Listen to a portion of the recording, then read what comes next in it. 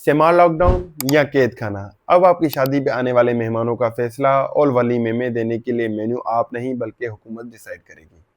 अगर मैं कहूँ Israel USA war on Iran हमारे घरों तक आ पहुंची है तो ये भी बात गलत नहीं होगी, क्योंकि जब हमारे ज़ाती ज़िंदगी के फैसले हम नहीं कहीं और करेगा तो मैं इसको कैद खाना ही कहूँगा।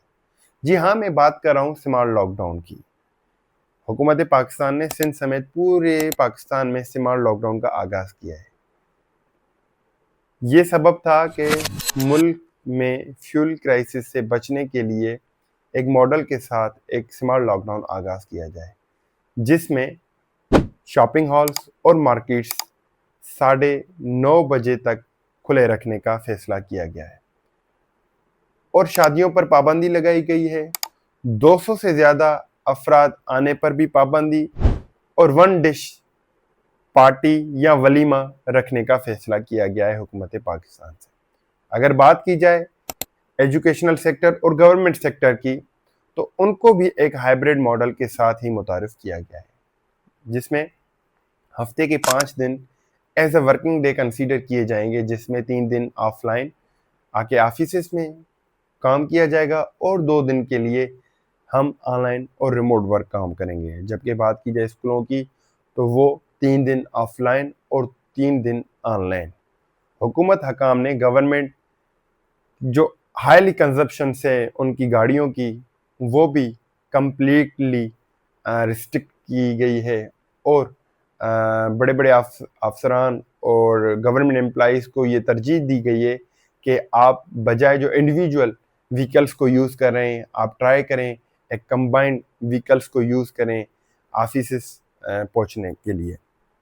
अगर बात की जाए कि इसके काजेज़ क्या हैं, तो मिडिल ईस्ट में बढ़ती हुई कशीदगी जो इज़राइल, यूएसए और ईरान के दरमियान, इन्होंने स्ट्रेट्स ऑफ हार्मोस को क्लोज़ किया है, जिसमें 20% जो इंटरनेशनल आयल है वो वहाँ से पास होती है। जो ईरान पासदार इनकलाब के जो फोर्सेस हैं, गार्ड्स हैं, उन्होंने इसको बंद किया है, जिसके नतीजे में आलमी मंडी में फ्यूल की किल्लत और फ्यूल की प्राइसेस भी बढ़ती जा रही है। अगर बात की जाए फ्यूल की प्राइसेस की, तो वो अभी मोर देन $110 पर बैरल जा पहुंची है। अगर बात की जाए इनके हालात और इम्पैक्ट्स की, तो डायरेक्ट या इनडायरेक्टली ये पाकिस्तान को इम्पैक्ट कर रहा है। जबकि पाकिस्तान में अनएम्प्लॉयमेंट का रेशो पहले से ही एग्जिस्ट कर रहा है, जबकि हम सेमार लॉकडाउन का मुतारिफ करेंगे, ये भी डायरेक्टली इफ़ेक्ट करेगा पाकिस्तानी अवाम को। हमारे जो एजुकेशनल सेक्टर में देखा जाए, तो 25 to 26 मिलियन पहले से ही बच्चे स्कूलों से बाहर हैं और अभी जो ये स्मार्ट लॉकडाउन मुतारिफ कराया गया है, तो ये भी डायरेक्ट या इनडायरेक्टली पाकिस्तानी एजुकेशनल सिस्टम को भी ये इफ़ेक्ट कर सकता है। अगर बात की जाए इनके सॉल्यूशंस की, तो पाकिस्तान समेत पूरी दुनिया में एक रिन्यूएबल सोर्स ऑफ एनर्जी पर ढलाई करना शुरू किया, जिसमें आयरलैंड, नॉर्वे जैसे ममालिक ऐसे हैं जो 90 to 95% their energy resources applied on the renewable source of energy. तो पाकिस्तान समेत और भी ममालिक स्ट्रगल कर रहे हैं कि हम अपनी जो एनर्जी की जो प्रोडक्शन है वो रिन्यूएबल सोर्स ऑफ एनर्जी पर ही करें, जिसमें विंड एनर्जी है, सोलर एनर्जी है, हमारी टाइटैनिक एनर्जी है और बहुत ही मकासर हैं जिनके ज़रिए हम फॉसिल फ्यूल्स को कम यूज़ करके हम अपनी एनर्जी को पैदा कर सकते हैं।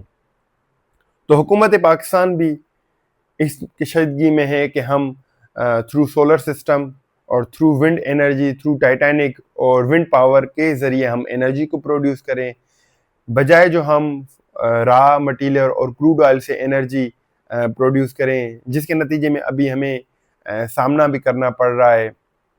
तो पाकिस्तान का एक बड़ा इनिशिएटिव है कायदे आज़म सोलर पार्क का नाम आपने सुना होगा, जिसमें तकरीबन 6,500 एकड़ पर मुबनी एक सोलर पार्क बनाया गया है, जिसमें मोर देन 100 मेगावाट बिजली प्रोड्यूस की जाती है। तो हुकूमत पाकिस्तान भी स्ट्रगल कर रही है कि हम through renewable source of energy के ذریعے اپنی انرجی کو پروڈیوس کریں، اور سمارٹ لاک ڈاؤن کے بجائے ہم اپنے ملک میں ایک پراپر ایسا چینل بنائیں جس میں ہمارے ملک میں ایسی بڑھتی ہوئی قلتوں سے نپٹا جائے۔ مجھے دے اجازت، خدا حافظ۔